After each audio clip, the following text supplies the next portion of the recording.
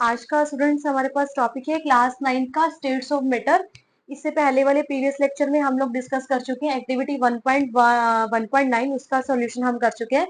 आज हम जो एक्टिविटी डिस्कस करने जा रहे हैं वो है 1.10।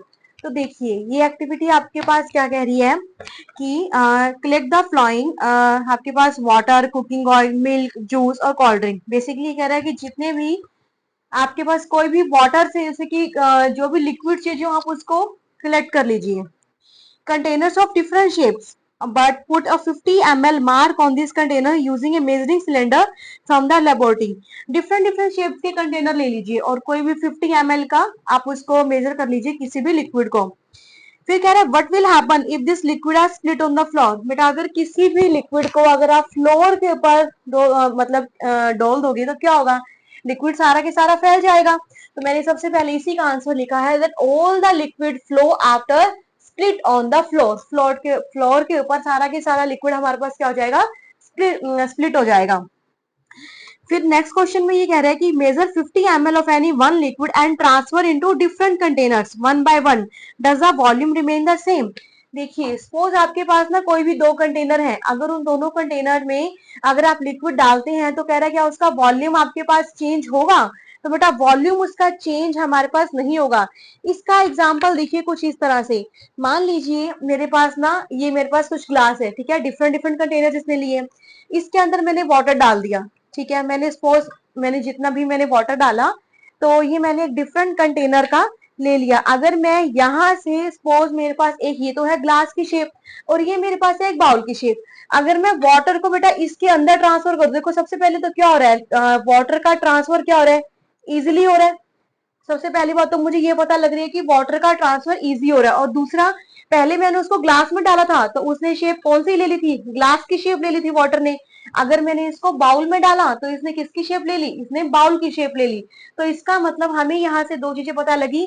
देखिए कि जो भी वाटर था अगर जितनी क्वांटिटी मैंने इसके अंदर डाली थी सेम क्वांटिटी इसके अंदर गई तो वॉल्यूम चेंज नहीं हुआ। तो हमें यहाँ से क्या क्या चीजें पता लगी कि अगर आप एक कंटेनर से दूसरे कंटेनर में डाल रहे हो तो वॉल्यूम का चेंज नहीं होगा और जो भी शेप होगी लिक्विड वही शेप को अपना अपना अटेन कर लेगा। और तीसरा हमारे पास सबसे इंपॉर्टेंट इसमें क्या बात लगी कि लिक्विड का जो फ्लो होता है वो बहुत ही इजी होता है। तो हमारे पास क्वेश्चंस में यही पूछा गया था कि does the volume remain the same. तो देखिए मैंने इसका आंसर लिखा है yes the volume remain the same. मैंने अभी आपको इसका प्रैक्टिकल भी करके दिखाया है। फिर नेक्स्ट क्वेश्चन में कह रहा है कि does the shape of the liquid remain the same. तो liquid gets the shape of the container, जो भी आपके पास कंटेनर होगी वही शेप को कंटेन करेगा। फिर नेक्स्ट ये कह रहा है कि when you pour the liquid from one container into another does it flow easily. और मैंने अभी बताया था कि यस इट फ्लो इजिली। तो लिक्विड का जो फ्लो होता है वो बहुत ही इजिली हो जाता है। तो ये एक्टिविटी का सोल्यूशन है आपके पास 1.10। तो हम नेक्स्ट सब एक्टिविटी डिस्कस करेंगे, इसको आप नोट डाउन कर लीजिए।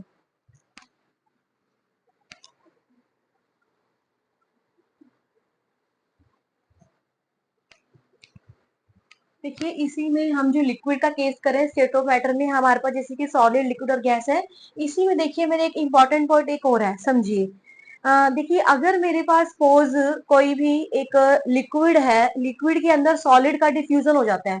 सबसे पहले तो ना ये इस वर्ड का मतलब समझिए, डिफ्यूज। डिफ्यूज का मतलब होता है आप किसी भी चीज को इंटरमिक्स कर रहे हैं, मतलब किसी भी चीज को मिला रहे हैं।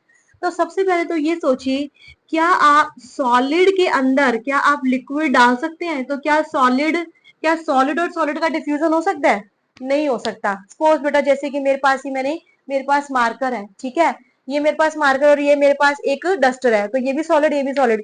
क्या मैं जितना मर्जी दोनों को प्रेस करा लूं, जितना मर्जी दोनों को तोड़ दूं, क्या मैं इन दोनों का डिफ्यूजन करा सकती हूँ, इन दोनों का मैं डिफ्यूजन नहीं करा सकती। हाँ, लेकिन जैसे कि एक एक्टिविटी में मैंने करवाया था कि मेरे पास सोल्ट था, उस सोल्ट को मैंने लिक्विड के अंदर डाल दिया था। तो जो सोल्ट है, सोल्ट के जो क्रिस्टल्स है वो क्या है, सॉलिड है।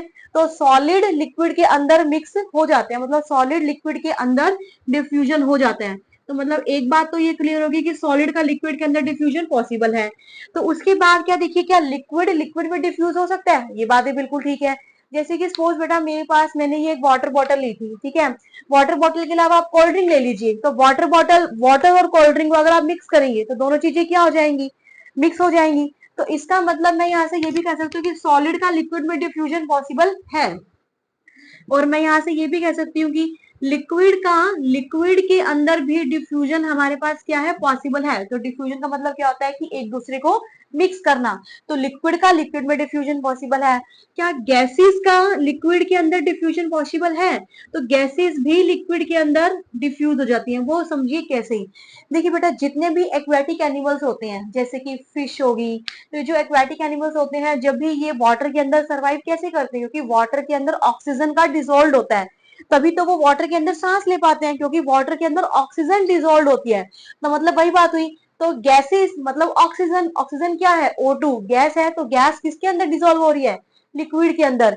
इसका मतलब सॉलिड, लिक्विड और गैस तीनों का डिफ्यूजन किसके अंदर पॉसिबल है, लिक्विड के अंदर। तो यहाँ से हमें एक इंपॉर्टेंट कंक्लूजन निकल के आता है कि solid, liquid and gas all of them diffuse into liquid. ठीक है, तो वही मैंने यहाँ पे चीज लिखे, देखिए कि solid, liquid and gases all diffuse into liquid, सभी के सभी लिक्विड में डिफ्यूज हो सकती हैं। और the rate of diffusion of liquid is higher than that of its solid. और लिक्विड्स का जो डिफ्यूजन ऑफ रेट है सॉलिड के कंपेरेटिवली वो क्या होगा, हायर होगा। तो एक इंपॉर्टेंट पॉइंट है, इसको आप नोट डाउन कर लीजिए।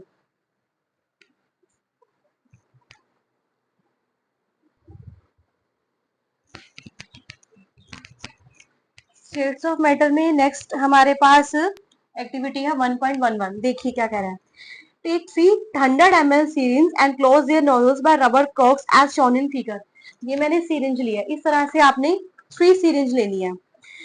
Remove the piston from all the syringe, सारों से आपने क्या करना है, इसके पिस्टन को रिमूव कर देना है एक बार के लिए। Living one series untouched, fill water in the second and piece of chalk in the third. तो वन सीरीज के अंदर अपने 3 में ये लिक्विड डालना है, एक को तो आपने अनटच्ड छोड़ देना, मतलब कुछ भी नहीं करना आपने, और एक के अंदर आपने लिक्विड फिल करना है, और एक के अंदर आपने सॉलिड, सॉलिड मतलब कि जो गैस ऑफ चॉक जो कह रहा है वो फिल करना है। तो ये 3 मटेरियल्स आपने 1 बाय 1 इसके अंदर आपने डालने हैं।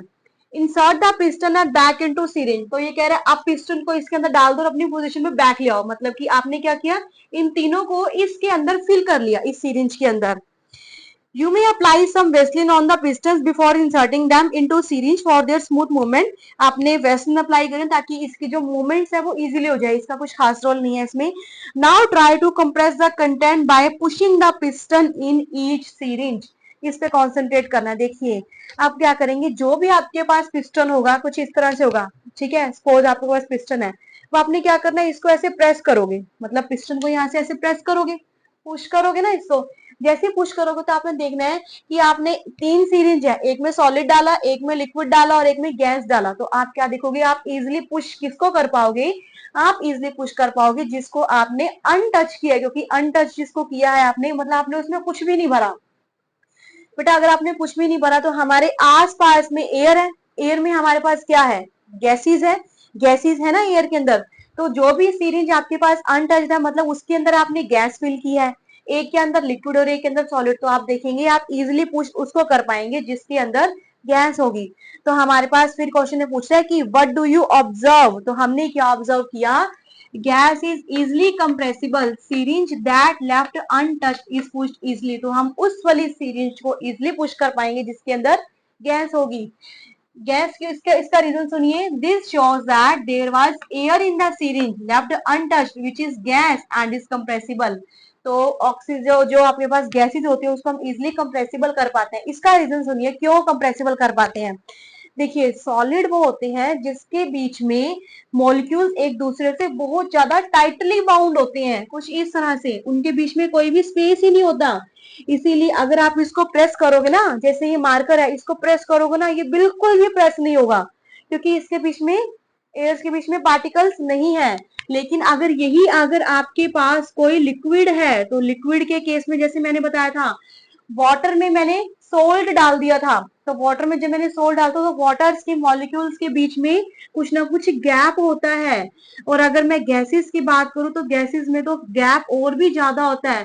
तो जितना ज्यादा गैप होगा तो मैं जैसे उसको कंप्रेस करूंगी, ये सारे के सारे पार्टिकल्स क्या आ जाएंगे, एक साथ में आ जाएंगे। तो देखो जैसे ही एक साथ आ जाएंगे, देखो कहाँ इसका ये वाली चीज और कहाँ इसका इतनी सी शेप, तो मतलब इतनी बड़ी चीज से आप उसको इजिली कंप्रेस कर सकते हैं। इसीलिए हमारे पास इसका आंसर है कि आप गैस को इजिली कंप्रेस कर सकते हो। तो ये टॉपिक आपके पास जो है स्टेट्स ऑफ मैटर की 3 एक्टिविटी थी, तीनों एक्टिविटी हमारे पास कंप्लीट हो गई है। तो इसके आंसर्स को आप नोट डाउन कर लीजिए।